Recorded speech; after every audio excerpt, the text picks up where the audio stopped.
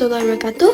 Hi everyone, I'm Widia Puspa Negara, and today I would like to talk about one of the most famous poems by William Wordsworth, I Wandered Lonely as a Cloud. So, William Wordsworth was born in 1770 in Cockermouth, Cumbria, England, and also he became one of the most well-known poets of the Romantic period. In 1798, he and his friend Samuel Taylor Coleridge published the Lyrical Ballads, a poetry book that marked the start of English Romanticism. Wordsworth's poetry often focused on nature, emotion, and personal reflection. In 1843, he was named Poet Laureate of England, a title he held until his death in 1850.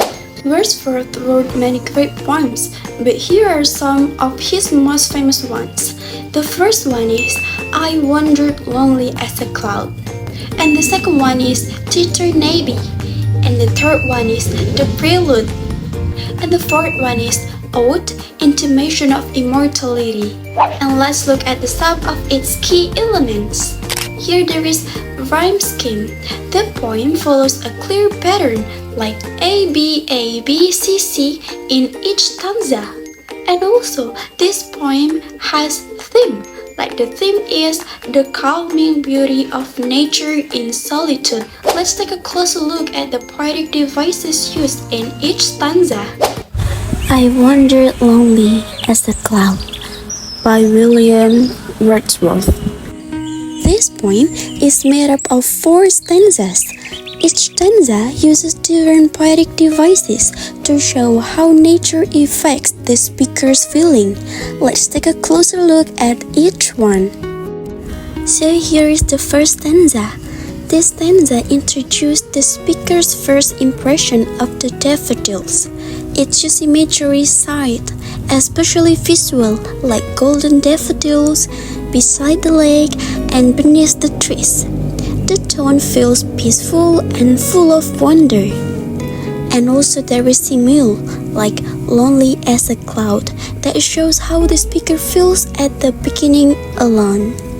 And then the personification of daffodils, fluttering and dancing, that give life to nature, making it feel joyful. So here is the second stanza.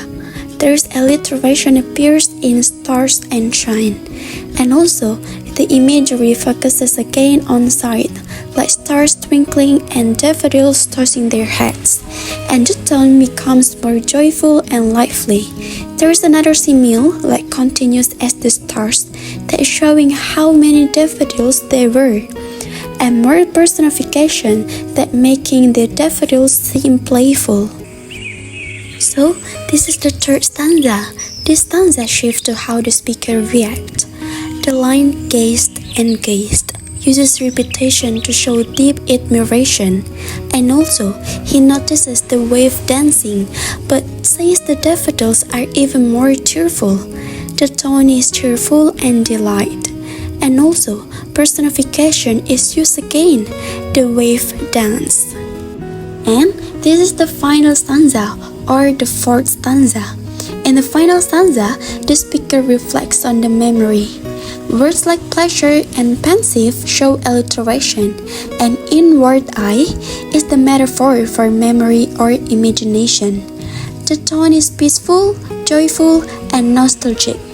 The personification, my heart dances, shows the nature's beauty still brings him happiness even when he is alone.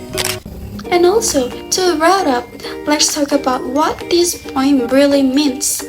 I Wandered Lonely as a Cloud explored the deep connection between nature and human emotion. Wordsworth shows us how a beautiful moment in nature, like seeing a field of daffodils, can stay in our memory and bring happiness even when we are alone. Through rich imagery and poetic devices, the poem reminds us that nature offers peace, comfort, and joy. Okay guys, I think that's all of my explanation. Thank you for watching. Wassalamualaikum warahmatullahi wabarakatuh.